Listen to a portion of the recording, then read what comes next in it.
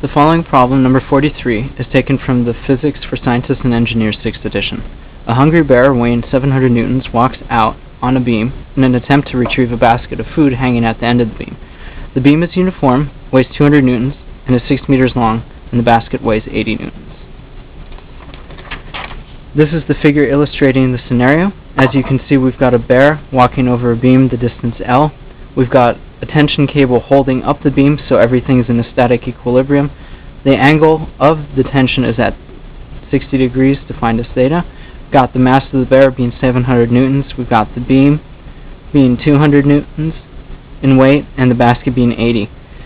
The variables in this equation will be defined as the normal force of the bear on the beam, the weight of the beam itself, and the tension of the basket hanging at the end of the beam, where L is 6 meters. The problem is set up in 3 parts. Part A, draw the free body diagram for the beam. Part B, when the bear is at x meters, or x equals 1, find the tension in the wire and the components of the reaction force that are exerted on the wall on the left-hand side of the beam. And part 3 is a what-if question. If the wire can have a maximum tension of 900 newtons, what is the maximum distance the bear can walk before the wire breaks and he plummets to his doom?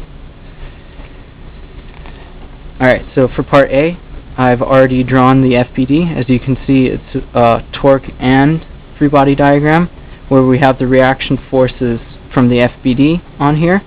So we see the reaction force in the Y, reaction force in the X. We've got the force acting on it due to the weight of the bear, which is the normal force of the bear in this case, or the equivalent to his weight.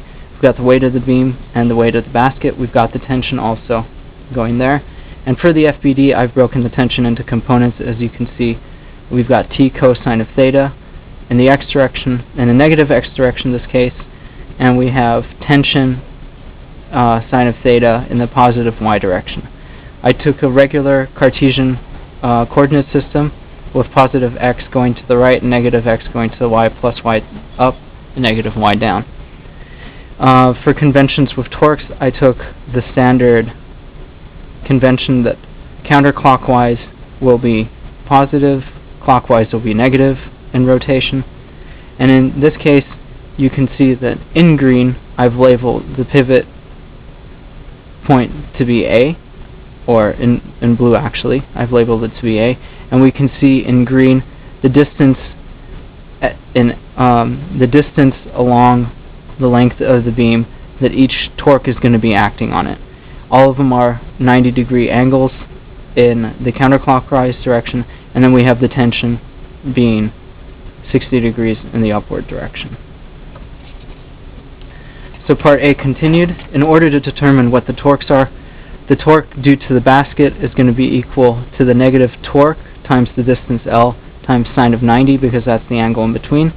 So we see here the entire distance of the beam is spanned for this, so we have the tension at the end, so L is our distance. The tension of the basket, or its mass, will be the force that's acting on it, and sine of 90 is 0. And it's negative because it's going clockwise. So now for the torque or the weight of the beam, we have it negative again because it's going in the negative direction. So we've got our force, the weight, over L over 2 because it's at the halfway point, and sine of 90 because it's 90 degrees and it's in the k-hat as well. So we have the normal force of the bear at a distance x, which is negative as well because it's acting on the beam as a torque, and we have sine of 90 because it's also a 90-degree angle. So our final torque now is the torque due to tension. It's positive because it's going into the counterclockwise direction, so we've got our force tension times the length L times sine of 60 in the positive k-hat. Note the torques of xr and xy are 0 because they go through the line of action, because their line of action goes through the pivot. Now for part A, our sum of torques equation should look something like this. Since it's a static equilibrium, it's going to be equal to 0. But we have the torque due to the tension minus the torque due to the basket minus the torque of the weight of the beam minus the torque of the bear acting on it. Now for our sum of forces equation in the x and y direction, if we look at our diagram again, which was earlier in the problem, we see that our only two forces in the x direction are our rx force and our negative t cosine of theta, and they're also equal to 0 because there's no movement in the system. Our sum of the forces in the y are equal to our ry plus our force due to tension in the y minus our tension of the basket minus the weight of the beam minus the normal force of the bear, also equal to 0 because there's no movement. So now for part B, in order to solve for the tension, we need to take the sum of torques equation. We've got our positive torque due to the tension minus the tension of the basket minus the tension of the beam minus the tension of the bear. In this case, we'll solve it algebraically. First, we'll move all of the negative terms to the other side and make them positive.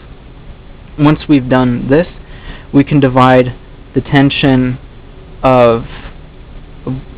At this point, we want to isolate T, and in order to do that, we can divide by L sine of 60. So now we end up with the tension being equal to the torque of the basket, the torque of the weight of the beam, and the torque of the weight of the bear over L sine of 60 from the torque of our tension. Now that we have this equation set up the way it is, we can put in our numbers, and we end up with 80 times 6 plus 200 times 6 over 2 plus 700 times 1 because x was defined as 1 meter.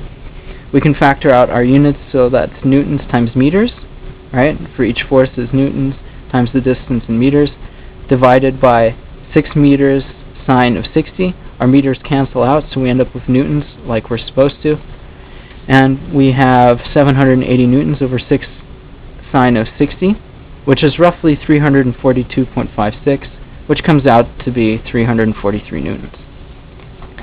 So for the second part of B, we need to find the reaction forces in the x and y direction. We take the sum of forces equation in the x, move our t cosine to the other side, and end up with rx is equal to t cosine, where theta is equal to 60 in both cases. So we end up with rx times 343, which we just found, times cosine of 60 times n is equal to a reaction force of 171.5 newtons. So now for the sum of the reaction forces in the y, we're going to move all of these terms to the other side to isolate our y, or our reaction force in the y. So now our tension due to the basket, our weight of the beam, and our weight of the bear are all positive, and our tension component is going to be negative. Now we plug in all the numbers, so we get 80 plus 200 plus 700 newtons equals 980 newtons minus 343 sine of 60 newtons, which gives us 6.825932 newtons, which is roughly 683 newtons for the reaction force in the y.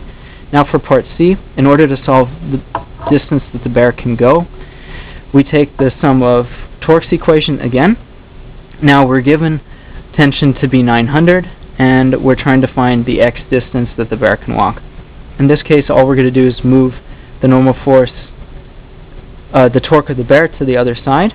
So we'll end up with the torque due to the tension minus the torque of the basket minus the torque of the weight of the beam is equal to the torque of the bear at that point. In this case, we can factor out an L out of each of the terms and end up with T sine of theta minus T tension of the basket minus the tension minus the weight of the beam at 1/2.